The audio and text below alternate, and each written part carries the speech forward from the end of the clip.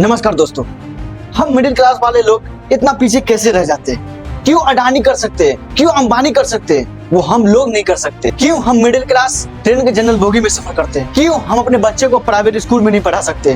क्यों हम किसान भाइयों को इतना अत्याचार सहना पड़ता है? ऐसी कई सारे सवाल आपके मन में होंगे, तो चलिए आज इन सवालों का जवाब ढूंढने की कोशिश करते हैं। इनका सबसे बड़ा कारण है टैक्स एंड जीएसटी। सरकार को सबसे ज्यादा देश चलाने की जरूरत है, तो हम जैसे मिडिल क्लास वाले लोग ना चाहते हुए टैक्स जीएसटी हम मिडिल क्लास वाले लोग को पे करना ही पड़ता है। और ये बर्डन डे बाय डे हम मिडिल क्लास वाले लोग पे बढ़ता ही जा रहा है। अरे भाई, जब इतना टैक्स लगा ही रहे हो तो आदमी की सांस लेने पर भी टैक्स लगा दो। सरकार इनकम टैक्स से जो कमाई कर रही है 30.2%, और ये सिर्फ 1.6% लोग ही 30.2% का लोड उठा रही है। यह तो सिर्फ इनकम टैक्स की बात थी।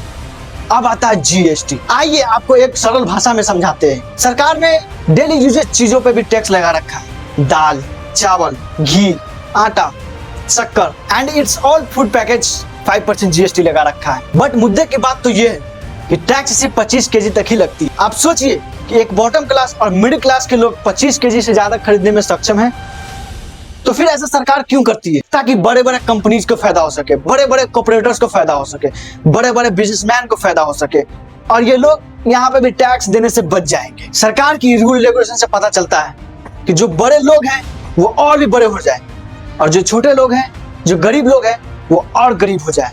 हम मिडिल क्लास वाले पीछे हो जाए, बॉटम क्लास वाले और भी नीचे हो जाए। जीएसटी आने से दवाइयों का भी रेट बढ़ गया है।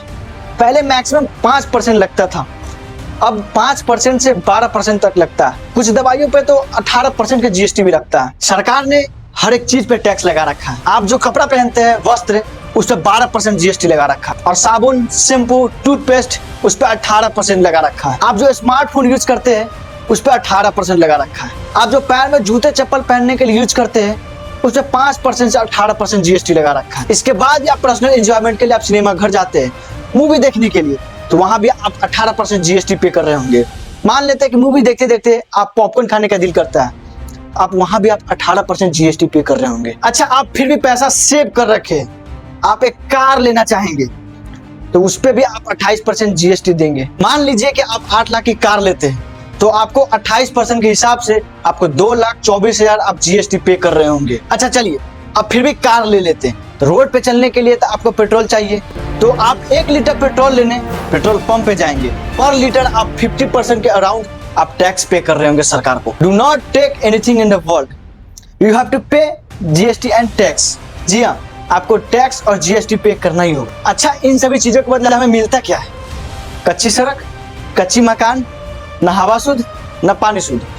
एक्सपेक्ट फॉर सम प्लेसेस, कुछ जगहों को छोड़ दे तो इन सभी का स्थिति बहुत ही गंभीर फंसा हुआ। ये हाल है हमारे देश का। वैसे हमारे देश को पीछे रहने का एक महत्वपूर्ण कारण भी है हम और आप लोग, जातिवाद। और ये एक ऐसा मुद्दा है कि हर एक 5 साल पे आता है, पॉलिटिकल सर्विस के लिए, वोट पाने के लिए। वैसे सही मायने में देखा जाए तो जातिवाद हम और आप करना ही नहीं चाहते।